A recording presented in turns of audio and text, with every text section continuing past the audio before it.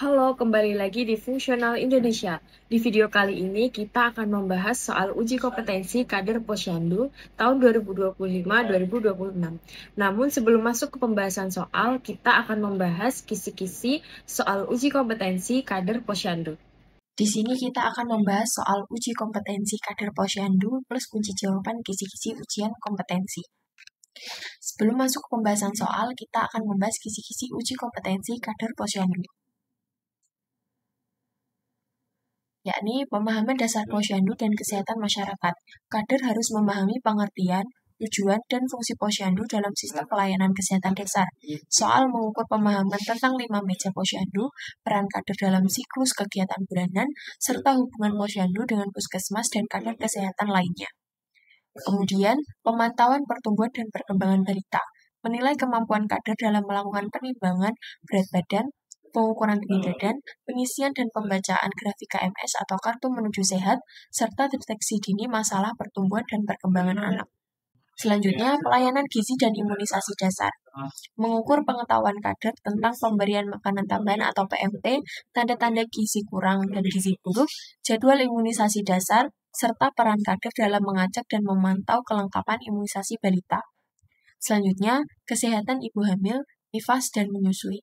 Kader diharapkan memahami pentingnya pemeriksaan kehamilan, tanda bahaya kehamilan, persiapan persalinan, perawatan nifas, serta edukasi ASI eksklusif.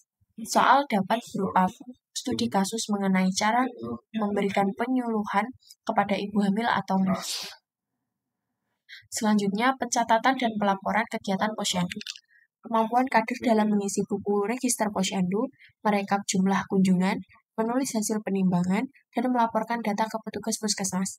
Aspek ini menekankan ketelitian dan keteraturan administrasi sederhana. Selanjutnya, penyuluhan dan komunikasi kesehatan. Menilai keterampilan kader dalam memberikan edukasi kepada masyarakat tentang pola hidup bersih dan sehat atau PHBS. Kesehatan lingkungan, pencegahan penyakit menular, dan perawatan bayi atau anak. Soal biasanya menguji teknik komunikasi interpersonal yang persuasif. Kemudian yang terakhir, kesehatan lingkungan dan sanitasi dasar. Mengukur pengetahuan tentang pentingnya air bersih, sanitasi, pengelolaan sampah rumah tangga, dan pencegahan penyakit berbasis lingkungan seperti diare atau DBD. Selanjutnya, kita masuk ke contoh soal uji kompetensi kader Posyandu. Soal nomor 1. Seorang kader Posyandu diminta menjelaskan kepada warga tentang fungsi Posyandu dalam sistem pelayanan kesehatan dasar. Salah satu warga bertanya mengapa kegiatan Posyandu harus dilakukan setiap bulan. Sementara menurutnya cukup dilakukan beberapa kali setahun saja. Ia juga ingin tahu apakah Posyandu berdiri sendiri atau terhubung dengan puskesmas. Bagaimana seharusnya kader menjawab agar warga memahami peran strategis Posyandu?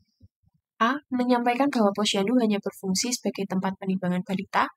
B. Menjelaskan bahwa Posyandu merupakan kegiatan desa semata tanpa dukungan puskesmas.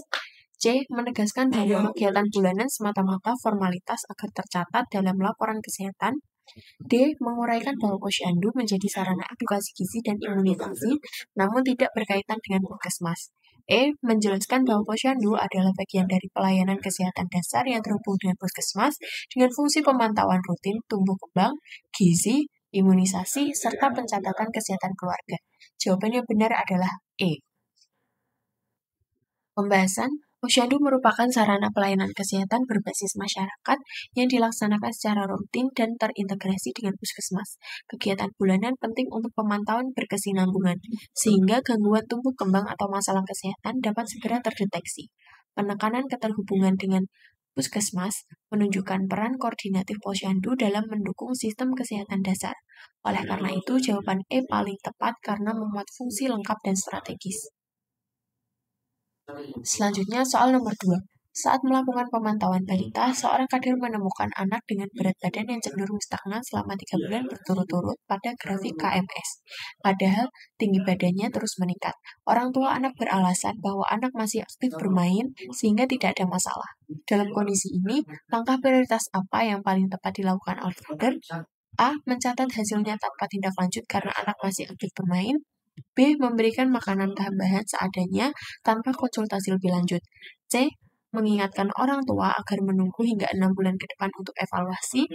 D. Memberikan konseling gizi kepada orang tua dan segera melaporkan kondisi anak ke puskesmas. E. Mengukur ulang dengan timbangan berbeda dan menghapus catatan sebelumnya. Jawaban yang tepat adalah D. Dengan pembahasan, stagnansi berat badan meskipun tinggi badan bertambah adalah indikator adanya masalah gizi kronis. Kader harus segera memberikan konseling dasar tentang pemberian makanan bergizi seimbang sesuai usia serta menganjurkan kunjungan ke puskesmas. Pelaporan kepada tenaga kesehatan penting agar dapat dilakukan intervensi lebih lanjut. Jawaban D paling sesuai karena menunjukkan langkah preventif dan kolaboratif. Selanjutnya, soal nomor 3. Seorang ibu menanyakan kepada kader kapan waktu pemberian imunisasi campak pertama untuk balitanya. Ia khawatir jika imunisasi terlalu dini akan membuat anak mudah sakit. Bagaimana seharusnya kader memberikan jawaban yang tepat dan meyakinkan? A. Menjelaskan bahwa imunisasi campak pertama diberikan saat anak berusia 9 bulan. B. Menyarankan untuk menunggu hingga anak berusia 2 tahun agar lebih kuat. C. Menyampaikan bahwa imunisasi campak bisa diberikan kapan saja sesuai kesiapan orang tua. D. Mengatakan bahwa imunisasi campak hanya dilakukan bila ada program desa tertentu. E. Menyarankan untuk tidak perlu diberikan karena bisa menyebabkan panas pada anak. Jawaban yang benar adalah A. Pembahasan, jadwal imunisasi dasar nasional menetapkan bahwa imunisasi campak pertama diberikan pada usia 9 bulan. Hal ini karena pada usia tersebut antibodi dari ibu sudah menurun, sehingga anak membutuhkan perlindungan tambahan. Kader harus menjelaskan manfaat imunisasi serta memberi edukasi bahwa demam setelah imunisasi adalah reaksi normal. Jawaban A paling tepat karena sesuai standar kesehatan. Selanjutnya, soal nomor 4. Dalam sesi penyuluhan, seorang ibu hamil mengaku sering merasa pusing, lemah, dan mudah lelah. Ia juga mengatakan sering lupa minum tablet tambah darah yang diberikan bidan. Kader diminta memberi arahan awal sebelum ibu tersebut memeriksakan diri ke tenaga kesehatan. Apa saran yang paling tepat diberikan kader? A. Meyakinkan bahwa kondisi tersebut wajar terjadi pada semua ibu hamil tanpa perlu diperiksa. B. Menyarankan agar ibu mengkonsumsi obat warung untuk mengurangi rasa lelah. C. Menjelaskan kemungkinan adanya anemia pada ibu hamil, mendorong konsumsi makanan bergizi seimbang, meningkatkan pentingnya tablet tambah darah, serta menyarankan segera memeriksa diri ke bidan. D. Mengabaikan keluhan karena dianggap hanya faktor psikologis. E. Mengarahkan agar ibu beristirahat total tanpa melakukan aktivitas apapun. Jawaban yang benar adalah C. Pembahasan, gejala yang dialami ibu hamil merupakan tanda klasik anemia. Kader harus memberikan edukasi tentang pentingnya nutrisi kaya zat besi, minum tablet tambah darah sesuai anjuran, serta menganjurkan pemeriksaan ke bidan untuk tindak lanjut. Peran kader adalah menghubungkan pengetahuan dasar dengan tindakan medis yang lebih lanjut. Karena itu, jawaban C paling sesuai. Jika teman-teman ingin mendapatkan paket soal uji kompetensi kader Posyandu, kalian bisa menuju ke website fungsional.id, kemudian masuk sistem CAT. Kemudian login menggunakan email dan password yang sudah diregistrasi sebelumnya. Setelah masuk ke dashboard fungsional.id, kalian bisa menuju menu paket pembelian. Kemudian cari di sini paket yang kalian inginkan. Di sini kita mencari paket untuk kader Posyandu.